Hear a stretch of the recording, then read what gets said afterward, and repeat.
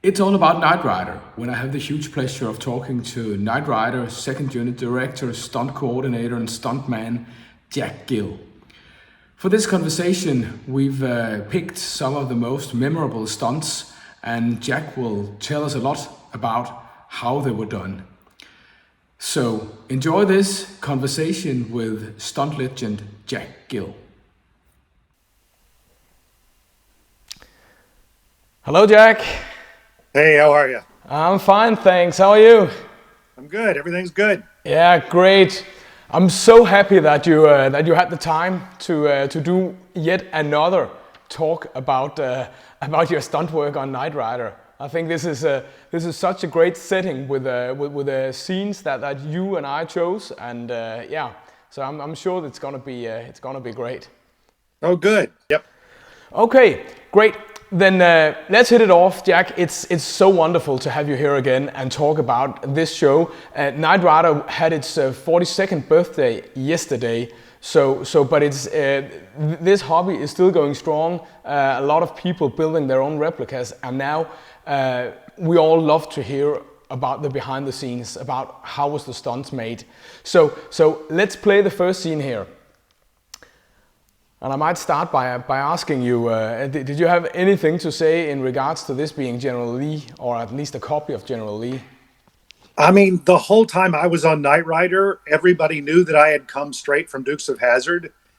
And so, it was kind of a comical thing to kind of prod me about, oh, yeah, he was in the General Lee and now he's in Kit. And, so I was always compared to what are we doing here and what are we doing about General Lee and why, what are the changes? And then one of the producers came up and said, we should do a parody about that because since Jack is in the Knight Rider car and we're doing so many more bigger things, let's think of a race that we can put together. So it kind of started as like a comical thing of them just kind of kidding me about driving the General Lee. And then the more and more we talked about it, the more and more the producers and the writers got together and say, let's make a race out of it. And then the next thing we knew is they said, do you think you can jump over the General Lee while we're moving? And we said, well, sure, we can probably do that too. So, it became starting out as just a little idea that became into a real notion and that they put in the actual show. And it was one of the jumps that was probably the most critical of the time because the timing was so tough to figure out because Mike Tillman was driving the General Lee, one of the stunt guys, and he had to swerve in front of the ramp just as I was hitting the ramp. And I knew that I was going to lose probably 5 to 6 miles an hour when I hit the ramp. So I have to go at least 5 or 6 miles an hour faster than what I normally go so that I can clear him. And he can't be in front of the ramp sooner or later or the shot doesn't work. So luckily, we did it in one take and I got over the top of him and landed on the other side. But, the timing was very, very critical and tough to do. Yeah. Let's just see also, we're going to return to the turbo boost, of course. Let's just see this explosion. Can you talk about how do you make an explosion like that? Well, I mean, they towed the car in with nobody in it. And then the special effects department put in the big explosions. And as they towed it in, they had a stop cable on it so it wouldn't go too far. So they're towing it in and then it stops. And then the effects guys have a button that's remote control to blow it all up. So, it was essentially what they were saying is that this thing was powered by, some moonshine or something. The Yeah, thing blew up. exactly. It was run on moonshine. Yeah. Now we're going to take the turbo boost once again in slow motion here. How do you prepare for a turbo boost like this? And also, can you talk about the decision on how to mount the cameras? Where do they go?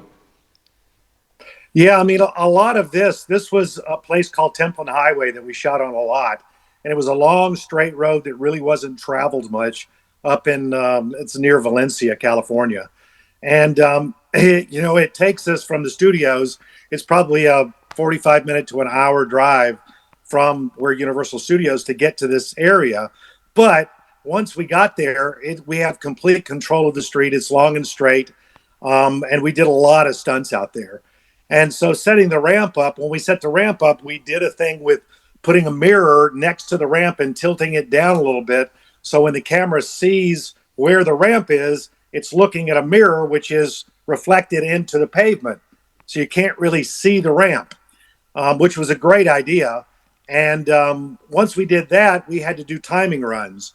And so I would get in the kit car, go back to number one, and Mike Tim would get in the General Lee and go back next to me. And we would get up to where I knew I had to be to make the jump. And then he would say, I would swerve over now. And we'd say, okay, that would have worked or that wouldn't have worked. And we did about three of them till we got up there and said, okay, we're going to go for it. Now, this was in the middle of the summer and it was really, really hot. And I don't really get tied into my safety harness until right before we go. So all of these rehearsal runs we're doing with no helmet on and just coming up at the ramp. And I go by the ramp and he goes by the ramp. And we've got some of the stunt guys out there looking at it from the side saying, yeah, it would have worked, or no, it wouldn't have worked, or, you've got to go a little faster. Those kind of things are always helpful because me being in the car, I can kind of tell whether he's in the right position or not, because when I'm coming in, he has to be just off my right front bumper when he's swerving in. Because if he's behind me, it's not going to work. I'm going to be up in the air and he's not going to be underneath me. So he has to be a little bit ahead of me when he swerves in. And then he's got to be really close to the ramp because if he gets too far out, I'm going to land on him. So it's really, really critical to try and make this all work as one. And, like I say, we did it in one take. We were prepared to do it with two takes. Yeah. If I had landed on him, which he has a full cage in the car, still would have been a hard hit for both of us. But we did have two sets of cars in case we had to do it two times. But it worked out great. Okay, let's just see. Let's just roll it again here. And we can see that the car has a metal plate below it. Yeah, that was I put a skid plate on all of these cars because what would happen, we noticed in the past that when I land on asphalt like this, which most of the kit car jumps were on landings were on asphalt, is that if we didn't have a skid plate on the bottom, the muffler and whole exhaust would hit the ground and usually come off and come out behind the car. And then it just makes the whole jump look bad because back then we couldn't CGI remove those kind of things. So, we put a big skid plate on it, which keeps anything that would fall out from under the car from coming off. Yeah. We're just going to see the landing now. It seems kind of rough. I know you've done a lot of these, but do you remember this? Yeah, this one hit pretty hard. You can see that it rebounds and bounces back up in the air, and I had made all four of the shock absorbers on every single tire super, super stiff. And I added a double set of shocks on the front and back end so that it was even more stiffer because I wanted it to jump up high in the air. And so when you see it hit pretty hard. Luckily, I didn't go in nose first, so the front end survived, but it's a pretty hard hit on your body. Yeah. I can imagine. So, yeah, a couple of pictures. Thanks for providing these great pictures, Jack. It's just you can see how high the car got, and that's just because I had the suspension so tight on it that it kind of leaps off the ramp. And that view you see there was a camera mounted on the side of the car, angled a little down, really, really wide. And I wish I could have seen that from where I was driving, but I couldn't even see. All I could see was he wasn't out in front of me. So I knew he had to be underneath me somewhere. And so it was kind of a monumental jump for me. Yeah. So we have a picture of you as well here in your jump harness. Yeah. Can you talk a bit more about the construction of this jump harness? Yeah, it's more like a women's corset. If you could think of what that is, it goes around your rib cage and ties up tight around your rib cage, and then you have two big, huge spanner sets. They're more like webbing straps that go across your shoulders, and you tie yourself into the top of the car on bungee cords. So you wrap these bungee cords around the top of the roll part cage, and then you tie it into a clip on these straps that go across your shoulder. And then the stunt guys, after you're tied tight to the ceiling, they then stretch the bungee cords out and put you in a 5-point safety harness to the seat. So now your body is suspended underneath your armpits, and when you hit the ground, the bungee stretches out and it keeps your back from compressing into the seat and breaking your back. Yeah. And it's still used today in all the jumps we do today, and it still works great. It's a wonderful design that we designed on Dukes of Hazzard when I jumped through the barn, and it's kind of lasted throughout the days. There's obviously been a lot of changes in the fact to make it a little easier to get in and out of. We've got clips now that are quick release clips. We've got usually clips in the front that are a little quicker, but it's essentially the same design. Great. Let's move on to the next clip now. It should come up in just a second. But great picture and great insights on this monumental jump. This was one of the few night riders we saw in Denmark. Now this is from a nice and decent little town, a chase scene with a ski mode and a turbo boost through the alley at the end. What kind of preparations did you do before a scene like this? Now, this is not on a straight road. This is I think in Covina, perhaps. Yeah, West Covina. How did you get permission to do all this? Well, in West Covina, they were very film friendly, so we shot there a lot, and we had this one section of the street that they would always let us have complete control of, and the ski mode was done obviously by Buzz Bundy, who was our ski guy, and Buzz, got to where he could do that almost flawlessly every single time. We very rarely had him, not be able to accomplish what he was doing, because that's exactly what he did. And I've tried it a couple of times, and I could do it, but not in the kind of way that Buzz could do it. Buzz was just a genius at it. But like I say, in West Covina, they were really good about giving us what we needed and locking the streets down. And most of the public were really happy to get out there and watch us do all these things. So it was a lot of fun to shoot in West Covina. Okay. For a scene like this, how much did you have to say regarding how many twists, how many turns do the cars take until we end up with this turbo boost? Is that all done by the screenwriters, or how is that done? Yeah, I mean, it's all done with how much screen time you need. And we knew that to get this chase to work out, you're going to have to at least 3 or 4. And we probably shot 6 or 7 different turns to get to where we are. And then they edit it down to what they think works best, because you always have to give them more than what they really need. And, when we set this jump up, it was a really, really tight jump for me, because the side walls in the alley were pretty close to where the car was, and I have to land in an alley on the other side that's pretty tight as well. So, that's the difficult part about this jump. Yeah, we're seeing it in slow motion now. Yeah, you can see the other side. It looks like a tunnel I'm landing in on the other side, and so if I'm off, 6 inches on the ramp on one side, it's usually about 3 or 4 feet on the other side that I'm off, and I would probably hit the building on the other side. So what I like to do is make sure that I've got a really straight line coming into the ramp, and I've got the exact same speed, because I'm, jumping over, essentially cars in the middle of the street. But, we had this guy from UCLA or USC or somebody that came out there and tried to tell me that I couldn't do the jump because the jump I wouldn't make it across the street. And he had all his calculations out and said there was no way I could do it. And they were going to shut us down. And luckily the producer stepped in and said, look, Jack's done these jumps a million times. We're going to let him do it. But he made us take the cars out of the intersection just so I wasn't jumping directly over them. And then after I made the jump, he was nowhere to be found. He left and didn't even, come back to say I was wrong. So I was dying to get out of the car and say I told you I could do it, but he wasn't there so I could talk to him. When you did a chase sequence like the one we've just seen, how many takes did you usually use?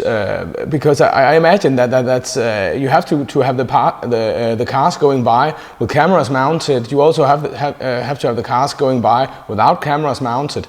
Or is that simply a question of we mount the cameras strategically correct, so we only need to do it once? Yeah, I mean, you really have to program it out ahead of time and know that you're going to put every single camera you can get. And usually on these jump days, we had at least 5 cameras available to us. And so we would put as many cameras as we could out there, hoping that one of them will get the premiere shot, because we just don't have the time or the money to do these things over and over and over. And you can see the way that this car came out, it came out kind of front end high. And so I could barely see the alley on the other side with the front end being that high. And so the only thing I could really see were the tops of the buildings. And I knew I was kind of in the right line going in. But when I hit on the other side, it was a really, really hard hit. And so I was really worried about something breaking on the other side. Yeah. Okay, let's move on now. I think we got the next. Yeah, we have this piece of work. The first thing I want to ask you, because that's been kind of an issue for me for 40 years or so. The turn signal blackouts, they've been removed from the car in this turbo boost sequence. Do you remember if it was a general problem with the turn signal blackouts falling off, or? I mean, they never really stayed on the car that much. Every time, for some reason, we just couldn't get them to really do what they were supposed to do all the time. And so they were always trying to figure out how to keep it, because we're beating the car up pretty hardly. Every single shot, I'm either off-road with it or bouncing through intersections or doing something. And things do get a little loose as you're doing that. So there were always problems with things that were falling off the car. And kit is supposed to be indestructible, and you can't see things like that. So it was an ongoing issue to try and keep things on the car all the time. Yeah. I was losing hubcaps a lot. There were a lot of things like that. Okay, let's move on now and take a look at this turbo boost. It's coming right up, and we're going to see that this is not a real Trans Am flying through the air. This is what Night Rider historians call the Flivver car. Which I hated. I hated that car. I love when you say that. It was a Volkswagen powered car that the producers, I don't know, they thought they could save money by getting a car that would jump, over and over and over without having to replace it. But, the guy that came in that said he could design a car like that was not qualified to really know what jumps were. And so when it hit on the other side, it was just a complete disaster. It looked terrible, and it didn't last long. It lasted a couple or 3 episodes, and then that thing went away. But, it was a hard-hitting car, and it didn't really look like kit. And, there were a lot of problems with it. And I don't know that it really saved them any money at all, because we were getting the cars for free from Pontiac for like $1. So, I don't know how they were thinking they were going to save money, but I really didn't like this car at all. How was the decision process regarding which type of car to use for a jump? Because we've seen some turbo boosts where it's actually not a beaten up stunt car. We also have the Flivver car, and we have some cars that are typically used for this type of jumps. Was that entirely up to you deciding, okay, we have this jump, I want to use this car, or how did that work? Well, that worked up until the point of where the Flivver car came in. When it came in, it was a complete surprise to all of us that they were going to build this thing. And, I tried to tell them that this is not the way to go, but they wanted to try and save money and thought this was a perfect idea, but it never really congealed into what they thought it was really going to be. I mean, it was just a dune buggy, really, a Volkswagen dune buggy with a plastic shell car on it, and it really didn't do what they wanted to do. And luckily, they saw the light after a few episodes and decided not to do that anymore. But it was a bad decision on the producer's part. I didn't really have much say-so in it because it was a money decision. They wanted to try and save money. And in reality, it kind of bit them in the ass on the far end, because everybody that was commenting on it said, you can tell it looks like a kit car. Did you do turbo boosts in the Flivver car? Yeah, I probably jumped that thing 4 or 5 times, but didn't like it. I mean, Yeah. some of the tests I did out at Sauga Speedway, the first jump we did, the shocks all blew through the shell and they all busted off and bent. And there were when we were trying to test it to jump it, it just never really jumped the way that they said it was going to jump. They wanted it to be like a trophy truck car, and it just was never that. Yeah. Well, I can tell you that when I was 10 years old back in 1986 and watched Knight Rider for the first time, I did not know about the Flivver car, and I could not see. I could see that at the front end of Kit acted kind of weird in a couple of jumps. We only saw 12 episodes on Danish television, but I did not know that it wasn't Kit flying through the air. So yeah. Yeah. It was simply to save money, is all it really was, and it didn't save them any money. Yeah. Okay.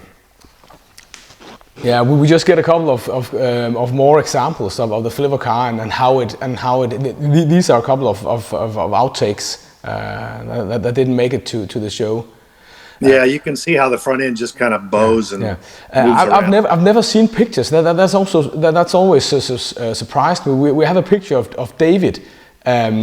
Sitting in the middle of the rubber shell that you put on top of the Trans Ams, but I've never seen pictures of the rubber shell of the full rubber shell that you must have used on the Flivver car. So I don't know what happened to that. So yeah, it was those things. Even though we transported them and we would always slide it over the real car. It didn't really last that long because it was hard to pick up and hard to move, and so I'm sure that they probably disintegrated over time. Yeah. Okay, let's move on, and this is a not turbo boost scene, action packed as well, of course. Michael getting into Kit now, and he has to board this aircraft from Kit. Can you talk a bit about how you would do a sequence like this? Do you remember it? Yeah, I mean, this was a sequence that we put together that we needed to have Kit and the airplane really, really close together. But yet the airplane is so expensive, I can't hit it or damage it in any way. But yet they want the car really, really close to it. So I had to be really, really careful about, what I did around this thing. And then I had to talk to the pilot and say, you have to keep your speed constant. If you vary your speed at all, I'm going to hit you from behind because I'm trying to stay so close to you. And then when we did the transfer, I'm driving from the right-hand seat, blind driving, and we had Tim Gilbert, a stuntman, doubling Hasselhoff, coming out of the left-hand seat and climbing across and getting onto the airplane. So, it was that part right there. That's Tim Gilbert right there making the jump. And I've got to get him close enough that he can get onto the wing. And then that part right there is all Tim Gilbert. When you see Hasselhoff on there, we were towing the airplane. Yeah.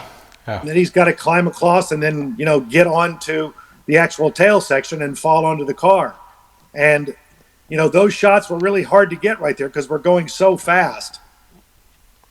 And where were you in Kit? Were you left side blind driving it? Yeah, I was in that one I was in the left side driving, and Tim's going to fall onto the hood, so I had to stay really, really close underneath him. Yeah, it was a tough sequence to get, and it was one of those where the pilot was always worried about damage to the aircraft. So we had to do it sitting still to show him what we were going to do. And, those airplanes aren't cheap. So you always worry about, what you can do and what you can't do. But they were really generous about letting us have the time to test it. Yeah. So, well, we get to probably the most famous turbo boost of the entire series. The Ravine Turbo Boost, and this is also an action chase, car chase sequence. Can you talk us through this? How were the preparations regarding this? Well, originally when this thing was first thought about, they had seen all the other jumps that I'd done, and they saw the distances that I was getting, and they came in and said, we want you to jump over a big open ravine. And, originally said, well, you know what the distances are. So if you can find a ravine that's close to that, then we'll take a look at it. But when I went and saw this ravine, one side of it is essentially a lot higher than the other side. And so you're dropping off onto a lower side, and it was a long way across, and the field coming in was uneven, and they wanted me to just drive down the field in the grass and hit the ramp, and I just couldn't get the traction. The grass was wet in the mornings, and there was just no way I could get the speed. So that's when we said we're going to have to bring a bulldozer in and cut a kind of a street coming in. It was just a dirt road, really, but they cut it in, and then we packed it all down so that I could get the speed to make the jump across. And so it was a tough deal and an ordeal that we had to think about way ahead of time. And once I got the dirt road in and I knew that I could get the traction, then I knew, okay, if the speed's right, I know I can make it across to the other side. So those were the things that we had to kind of tackle before we could decide on whether we could do it or not. Okay, yeah, and we also have a couple of funny features here. We have your jacket, I think, hanging out the window. Yeah, that was a wardrobe guy that came in right at the last second, and I was already tied into the car in my jump harness with my helmet on. I've got this big neck collar on, and he came in and said, you have to have the black jacket on. And I was looking at, I've got a harness on it, I've got a helmet on it, I've got everything else. And so he just kind of stuck the jacket around my harness and the things. And obviously it flew out of the car because of the speeds we were doing. Yeah. But this is a real legendary jump. Do you know, is it the longest that you did on the show? Yeah, this one went about 140 to 145 feet, if I remember right. But it hit really hard because the ground on the other side was soft. And so, when it hits hard like that, the impact is a lot harder on your body. Yeah. And so this one, I was seeing stars at the end of this one. And, it was, I kind of had a mild concussion. It was a hard hit. Yeah. Yeah, I can imagine. Thanks for taking great. that. You go back to that last shot, the still shot. I don't know if you can go back to that. You can see the camera shot when I'm in the air. Having that tree behind me gives you an idea just how high the car was, because I don't have any room for error here because of the distances over the ravine. If I'm short at all, probably would have killed me, because you can't go from 70 miles an hour to nothing without having some kind of problems. And so I knew I had to clear the ravine. And so I was going a lot faster on this one than I normally go. Yeah. We have a short fight scene as well. I included that just for you to talk a bit about how you would prepare for a scene like that, with David also coming in and having to fight some of the bad guys. Can you talk a bit about that? Yeah, usually in the fight scenes, it's not like what we do fight scenes today. Back then in television, you really didn't rehearse much of the fight scenes when it was something as simple as what you see here. And so David would come in just when we're getting ready to shoot it, and we'd say, let's spend 10 minutes and rehearse the fight. And so he had to learn the fight in 10 minutes with the double while they're setting up cameras. And if he didn't know it, we'd just shoot it in pieces. But usually David picked up things very quickly because he'd done so many fight scenes. And, we would put the double in when we needed to do the wide shot, and we put David in for most of it because, most times we knew David knew fight scenes well enough to get through them. And he's usually a stunt guy or an actor doubling the other guy. And it went pretty flawlessly most of the time with David because he was so good at these things. Wow. Okay, let's move on then. Yeah, he's getting the final knock right there. Now we're coming to another great turbo boost scene that I know that you have also a lot to say about. This jumping over the Mercedes. Yeah, that was a tough one. You were also in the Trans Am. Yeah, it was when they set this one up. It was essentially the same jump as we did before, but with a mirror and everything. When I jumped over the General Lee, but in this one they wanted it in a convertible Mercedes, which gives the stunt guy no protection whatsoever. But he's coming at me, So it's a little different when he's coming at me. And, I had the same guy that was in the other General Lee, Mike Tillman, and he said that, when I hit the ramp, there was so much dust on the ramp that he thought I destroyed the ramp, and he was expecting me to just land on top of him or run or crash into him head on. But luckily, I got over the top of him and everything was fine. But we did add a lot of dust on the ramp because it was a dirt road, and it just makes it look really cooler to see a big plume of dust come out behind the car. Yeah, it really does. This is really a great looking turbo boost. Because you're flying over there. And you got to look at, him being in the car. He has absolutely no production whatsoever. And it was a tough jump because you're coming in. You got to think about it. I'm coming at the ramp at 70 miles an hour, and he's coming at me at probably 50. And the timing's got to be absolutely perfect. Yeah. And so that's the hard part about doing those types of things, is that I had told him ahead of time that if it looks like you're going to be late, just dive out to the right and I'll land next to you. Yeah. But if you look like you can do it, if he's early, then it's even worse because he's got to dive out and not be underneath me, and I've got to do the jump over again. Luckily, this was a one-taker, so it worked very well. Yeah. How about the landing? Because we have a blooper clip where Kit gets a real tough landing after this. The landing that is used in the show, is that just a small turbo boost done to make a good landing? Yeah, that one right there is just me coming off a set of mini ramps, little bitty short, small ramps that'll just get the car up in the air about 3 feet. Yeah, here we see the original landing. Yeah, that's the hard landing. That was a really nose end high hard landing. How would it typically be after a turbo boost? Would you be able to reuse the cars? Here we have a no. They have to. The frame's bent. The whole front end's gone. Radiator's gone. Usually the engine is pushed back into the firewall. So there's not much left of the kit car after that. So you wouldn't send it to a repair shop. You would just use another car for the next. Yeah, they take off as many pieces as they think they can salvage and just trash the rest of the car. Yeah. So okay, great, and I think great photos here as well. Also of the ramp with the mirrors. With the mirrors, yeah. Yeah. Now let's move on. I think we have a couple of pics from this fantastic turbo boost as well. Yeah, car's pretty high in the air. Yeah, definitely is. Did you drive the Hero car a lot, or was that strictly for David?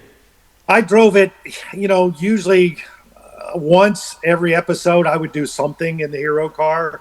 Just a quick drive up and slam on the brakes or something, go around a corner. But driving that big T, steering wheel was tough to do stunts with, because if you had to make a turn tight and everything, it just was always hard to grab onto and hard to do the kind of things they needed. Yeah. But I did drive the car a lot. But like I said, we only had one of them. Yeah. So and now we see Kit taking off. The windows are tinted. I guess that makes it more easy to drive the car. To hide the blind drive seat. So you were sitting up in this stunt car. Yep, and with no air conditioning in the middle of summer, and it was pretty hot. But it's one of those things that the blind drive seat, that's got way too much tint on it.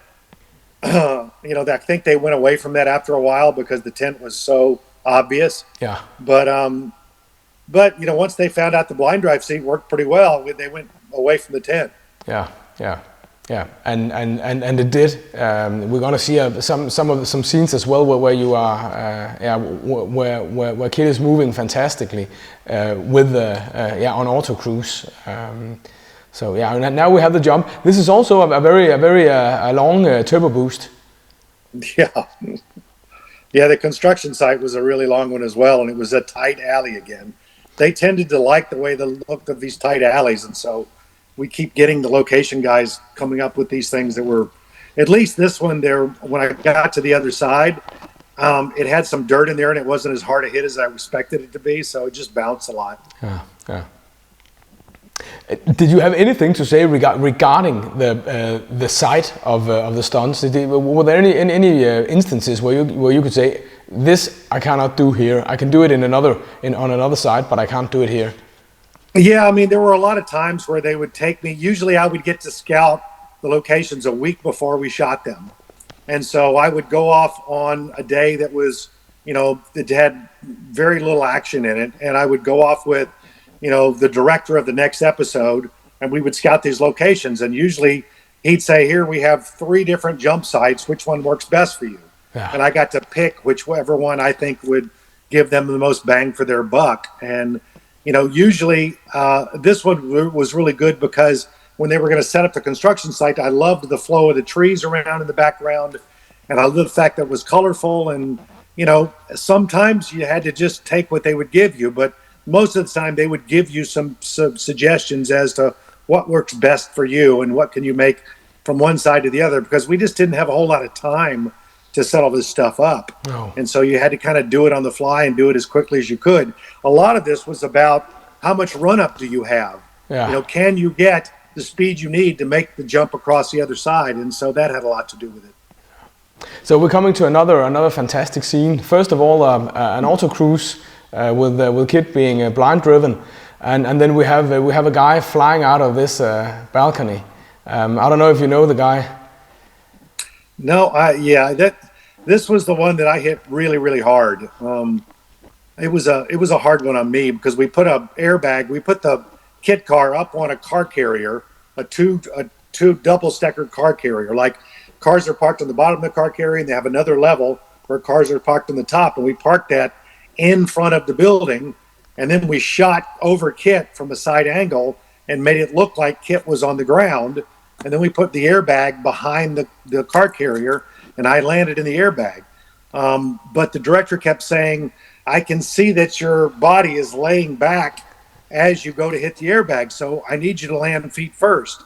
And that didn't really go well for me. On that one, I hurt myself, and it was hard going. You can't really go into an airbag feet first without doing damage from 6 stories up.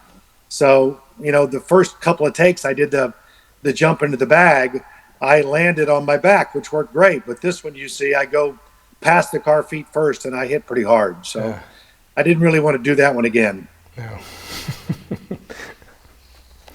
Fantastic. Yeah, we see the seat coming up, and yeah.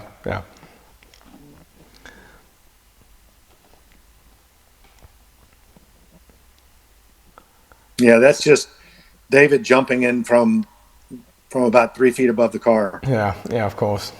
Always the easy work on for the actor. You're the guy making him look good. So okay, we have a scene from the early part of the show. I'm not sure that you were a stunt coordinator on as early in the episodes as this. Do you remember your tasks during this scene? Yeah, some of the earlier ones in the first year, it was Bob Braver that was the stunt coordinator for a lot of these earlier ones, and then.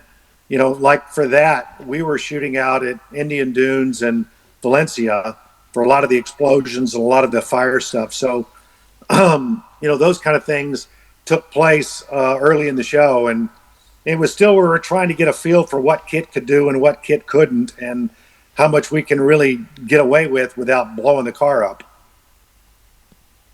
How would you practically do a scene like this? The car is driving, and you have explosions all around it.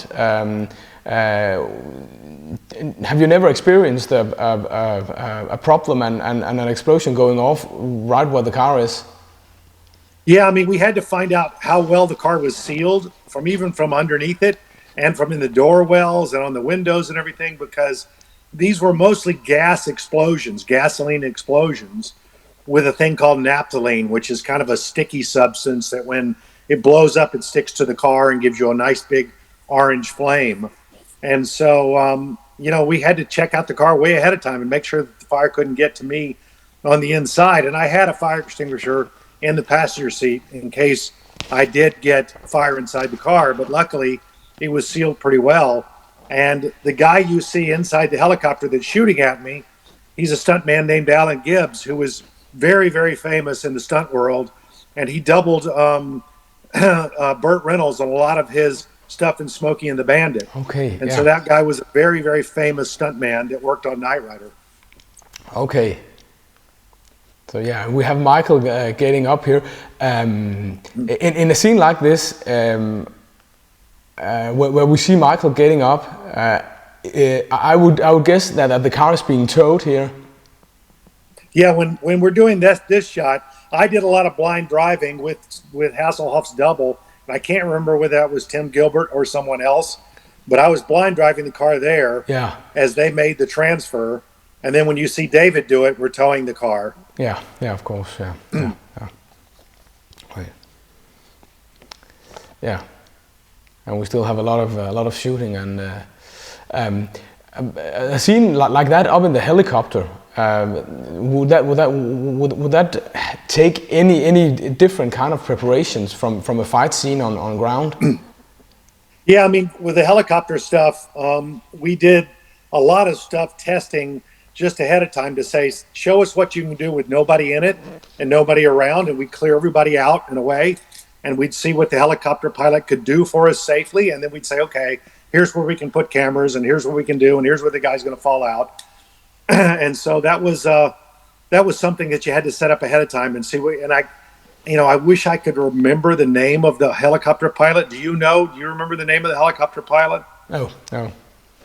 Yeah, I probably could look it up and find out, but he passed away just after probably a year after Knight Rider ended its series. Okay.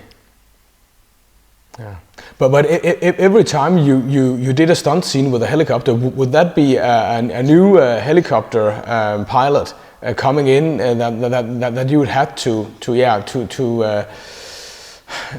adjust to, or to see what can this guy really do?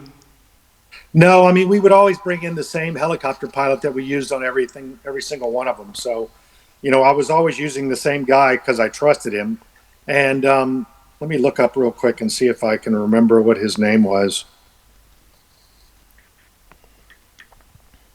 Yeah, Alan Purwin, I think, was his name. Okay. Yeah. Alan Purwin was a guy that we used back then, and it was. You always wanted to use the same guy because you knew that you trusted what he could do when he could hit his marks.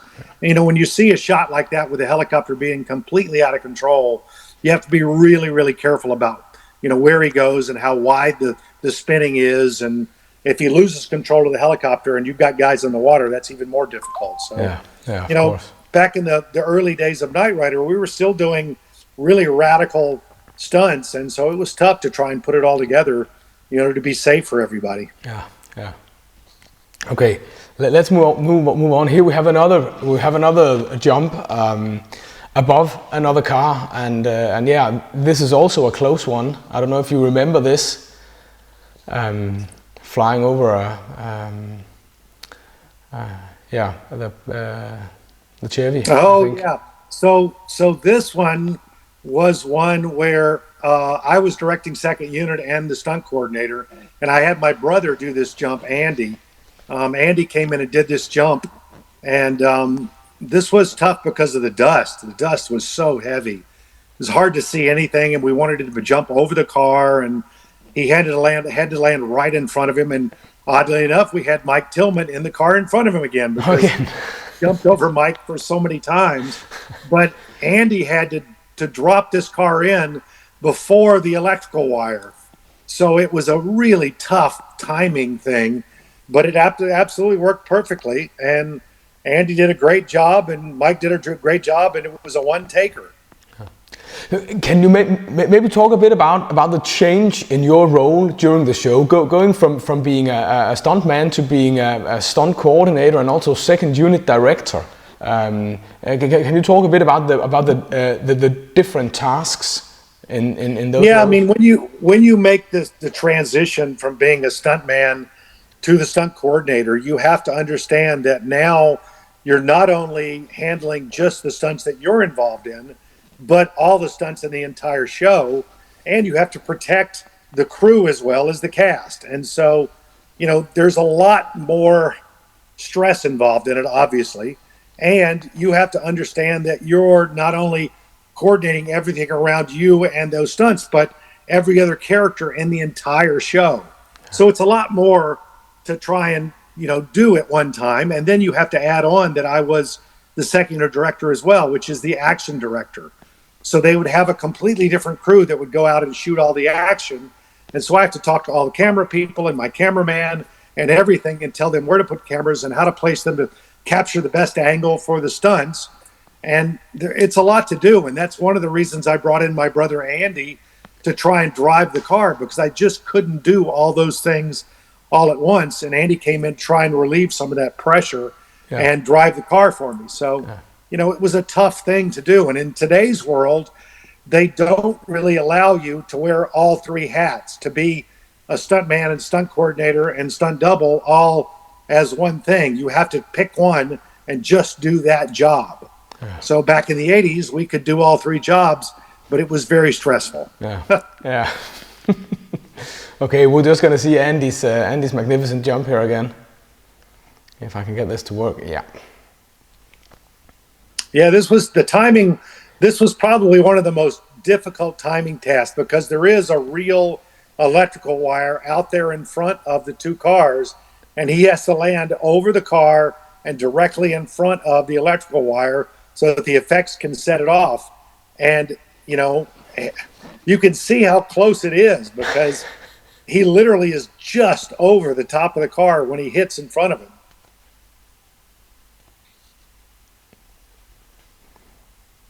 Yeah, most people think that we added the electrical wire later, but you can see in that wide shot, you can see the two poles that are up there, and he lands right in front of it. Yeah, that was a great jump. Really, really great jump. Fantastic, yeah. So, coming to the last scene that we do in this conversation. It's from the episode Killer Kid, and it's also, I think, a magnificent scene with Michael jumping out of Kid and Kid attacking Michael and driving with Michael on his hood into a shed or into a kiosk or something. Yeah. So Jack, which role did you play in this scene? Do you remember that? Yeah, I mean, I was doubling Hasselhoff driving the car, and I was also blind driving the car. And then once he got outside on the car and was holding on, that was a stuntman named Matt McComb, and Matt was holding on the car when we drove through the shed. And I think some of those shots ended up in our Christmas reel because they were kind of funny. Yeah, that's Matt McComb jumping out and doing the role. Now, look at this 180 blind drive 180. You're doing just in a few seconds. I can watch that again and again and again. How was that even possible? You were able to look out of the windows, but you really had to know your way around there. Yeah, you have to kind of gauge how far you think the back end is going to spin out, because we had parked cars on both sides, and that's the tough part about it, is you have to kind of guess where the back end is, because you can't look in the rearview mirrors. There's no way to do it. No. You see the skid marks ahead of time when I was skidding through there before. Yeah. How many takes would you use in order to? We did 2 or 3 takes for that one, only because we wanted to move cameras around and do another piece. But every single one of them worked pretty well. Yeah. I did put Hasselhoff on the car here and do a bunch of shots of him on the car. We put him in a harness and tied him to the car so that he couldn't fall off. But there were a lot of times of me in there and David yelling at me, going, "Go slower," and I was going as fast as I could go to try and make it look great. But it was funny because he would only say, go slower after we cut. He would never say it during the shot. And I was always have fun to him going back to number 1 to where we could set the shot up again. And I would go just as fast to number 1, and he would start screaming at me again. So we had a lot of fun doing that. No, I think this particular part also shows something about the precision work. You're blind driving, kid, and yeah, I guess you don't want to hit the stuntman. Yeah, that's the tough part about it, is that usually I'll lock up the back brakes and spin it around David, but the stunt guy I know I can get really close to because he'll get out of the way if he has to, and I just don't know that I want to trust an actor to do that, because we just can't replace David Hasselhoff. Oh yeah. Yeah, these were fun little spins.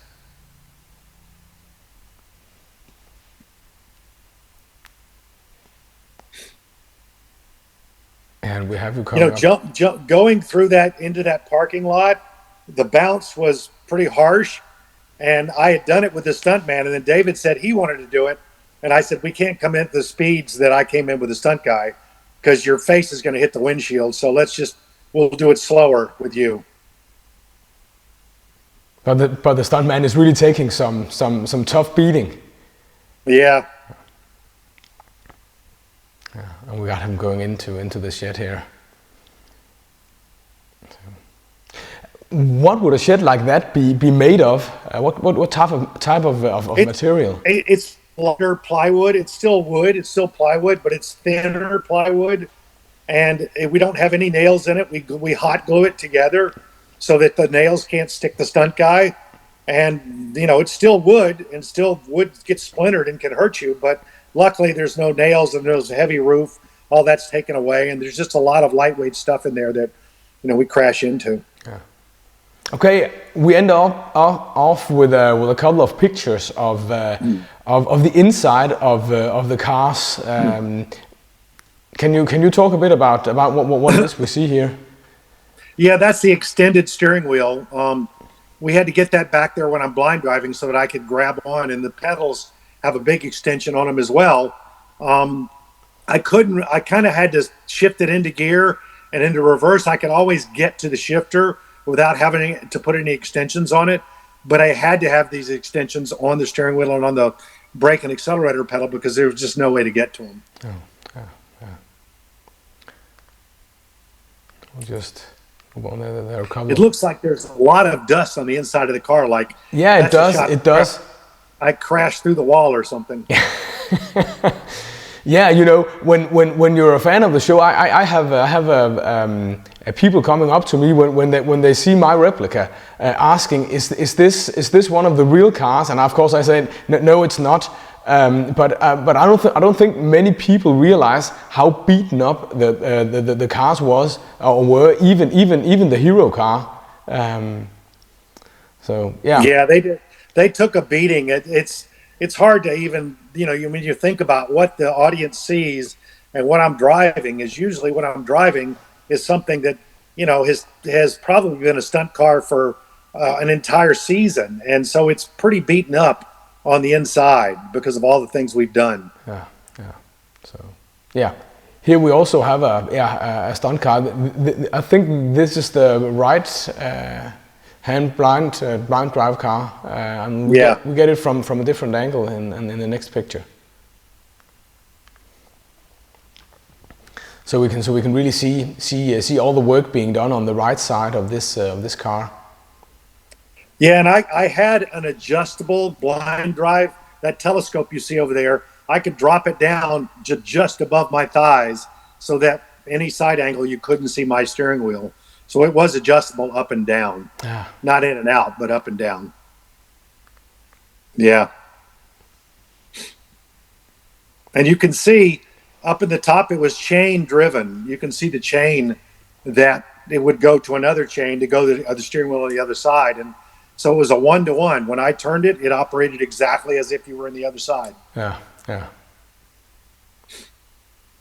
Okay, I think the last picture is of some of the switch boxes. The line lock. Yeah. Yeah, the line lock is the switch you see on the left-hand side, and then the black button is a buzzer, and I could hit the buzzer, which would ring loud, and I knew I had the line lock on, and the line lock would only allow me to lock up the rear brakes so that I could spin the car around. and then I could kick the switch off, which gives me all 4 brakes again. But sometimes I couldn't see the switch because I had the material in front of my face for the blind drive seat. So that's why I needed the buzzer so I could know when I had the line lock on and off. Yeah, yeah. Then the box you see up there is for the scanner. Yeah, yeah. Okay, that's fantastic.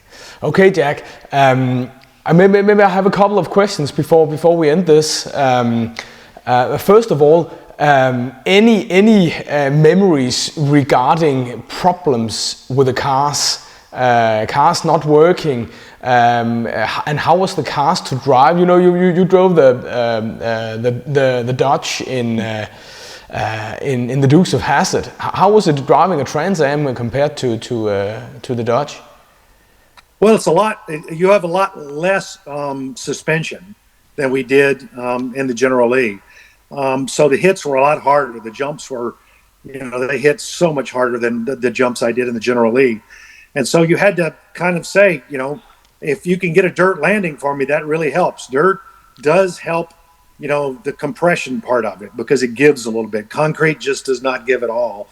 And, one of the things we always worried about was the front end coming off the car, because if the entire front end comes off in the jump, it's not usable. And I've got to do the jump again because we just didn't have CGI back then. So we really had to make sure that everything was screwed in or taped on so that it couldn't come off in the jump. And oddly enough, you did see some things come off, but I got to say, in most of the jumps, the body did stay together in the air. Yeah. And that was something that was critical because I didn't want to do the jumps twice. No. So the car really held together pretty well, but the suspension was lacking because I only had about 4 inches of suspension in the kit car, whereas I had about 6 or 8 in the General Lee. Yeah, yeah. Do you remember anything regarding the cancellation of Knight Rider? No, I mean it was tough when we knew we were in our last year, and they told us we were in the last 2 episodes that we were not going to get picked up, and it was tough because we were a family. Everybody was very close knit, and we all worked together day in and day out, and so it was tough to see everybody go on to bigger and better things. But all things do have to end, and I would love to see a Knight Rider movie. I think a Knight Rider feature film would be a great thing to see, and I think you could make it a little darker and make it a little more like a Batman, and it could probably be a great franchise. So I hope Universal does get the idea to make Knight Rider a feature film and make it a franchise, because I'd love to reboot it and come straight off of Fast and Furious and do all the Knight Rider movies. So might be something we're looking forward to. Yeah, I'm sure that a lot of fans will love that as well, Jack. Jack, thanks so much. It's been brilliant talking to you. Thanks for all the insights and thanks for all the thrills that you've given us. Sure, I appreciate it, Jacob. Thanks for the interview.